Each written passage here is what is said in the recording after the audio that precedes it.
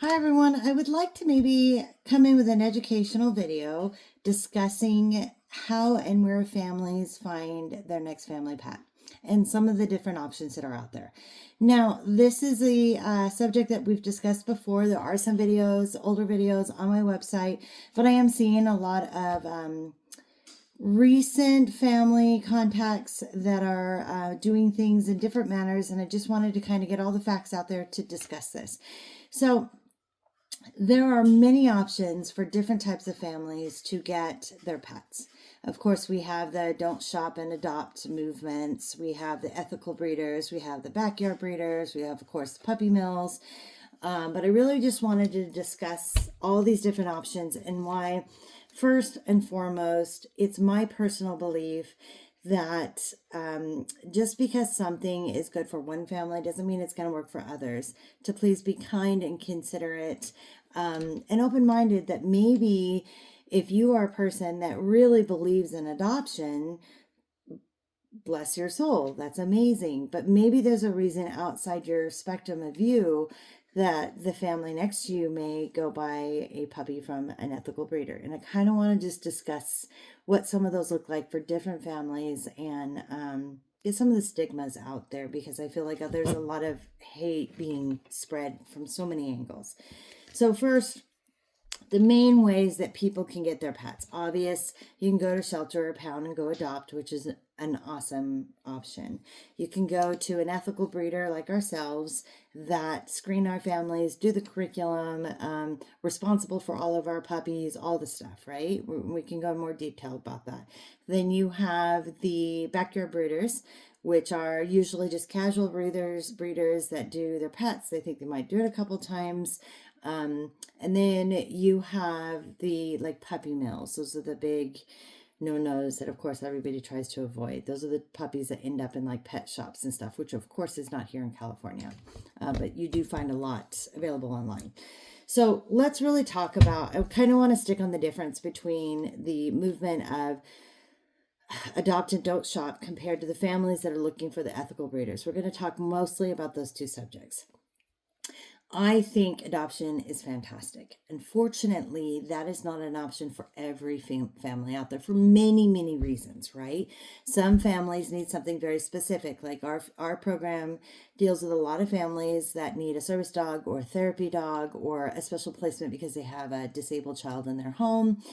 These families require very strict temperament results that they need for their end goals. So every two puppy is very different, right? One puppy to the next can have very different temperaments. Just because it looks good on a photo does not mean that it's going to meet every family's needs.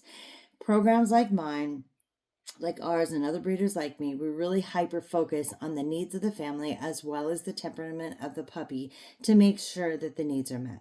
If you have the ability where you can take any dog and you have open heart, you can help a dog through some trauma it may have from being through who knows what, and you can be more patient, then the adoption option is definitely a good way to go. The things to consider if you are considering adoption, again, great option. But to really understand the brain development of what this mammal is, it is a mammal. In so many ways, they go through similar brain developments as human mammals do. We know that if you take a human child in their early developmental stages, say the first 5 years, if they've gone through extensive trauma, if they go through even light trauma, if they are exposed to chemicals like drugs or things like that, or they're not properly nurtured by reading and singing and they're just like shoved in a corner, we know that those children are going to have a deficit. Well, in so many ways, puppies are very similar in the same way. They go through similar brain development stages. For a puppy, their brain development stage is 14 weeks. Breeders have, so 14 weeks for a puppy is equal to a human's first 5 years. If a breeder has their puppies for 8 weeks out of that 14-week period, that's a huge window for there to potentially be a lack of proper socialization for development. You have trauma that could have unfolded, just like human children. They have trauma that can unfold in their brain development and cause later issues. Sometimes trauma cannot be healed by love. It takes a lot more. And then you have, how was the mom fed while she was pregnant? Were there chemicals that got into her body? And then you have genetics and health testing to make sure that they're not passing on any kind of genetic diseases. There's lots of considerations when going to a shelter or pound. The other is when you go to a shelter and you go to a pound, depending on the program, there are really good rescues out there. We work with one we can actually recommend. We love Foothill Rescue. Foothill Dog Rescue, not related to us, but we do support them.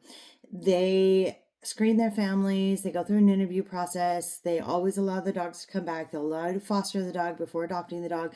It's a great program. But then there are other ones out there that are just not equal. They're money driven or they're profit driven. And so they will euthanize whole litters of puppies because they want the room for that really pretty dog that's going to come in and get a higher adoption fee, get more applications, whatever it might be. So really, just like if you were buying a dog, if you're going to adopt, please consider where you're adopting the dog from. Do your research with the agency that you're working with because they're not all the same. Just like breeders, they're not all the same. They're not equal. Not every dog out there is going to be at the same scenario in the same situation. I suggest if you're considering adoption to understand that you could be ending up with this most amazing animal that needs a love, or you could end up with an animal that needs a lot more support, just like human children that have been through early exposure to goodness knows what, right? The other thing is when you look at ethical breeders, so that's breeders like ourselves that are doing the health testing, all that.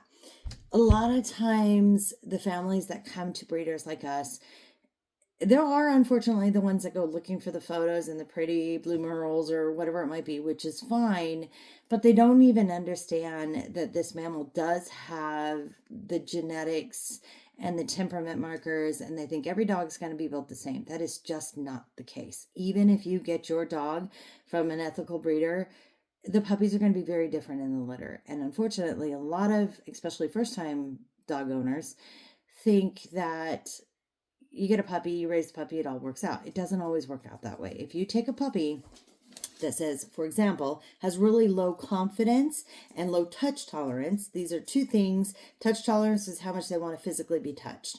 And low confidence is that they don't have the confidence in themselves. They're a little bit more shy, that kind of stuff. If you take a puppy that is low confidence and low touch tolerance, they don't really like to be touched, and you put them in a house with 3 young children under the age of 8, guess what? That puppy is going to be traumatized in that environment. That would be a very inappropriate placement. So really understanding and working with a program, whether it is a shelter, rescue, or it is a breeder, that really does the extra steps to support your family environment and the temperament needs for your end goals, as well as the puppies. So I just really... There's a lot to consider when you do this. This biological mammal has so many facets of what they are as a species to consider. Finding somebody that can help educate you on those things and support you once you got your dog home.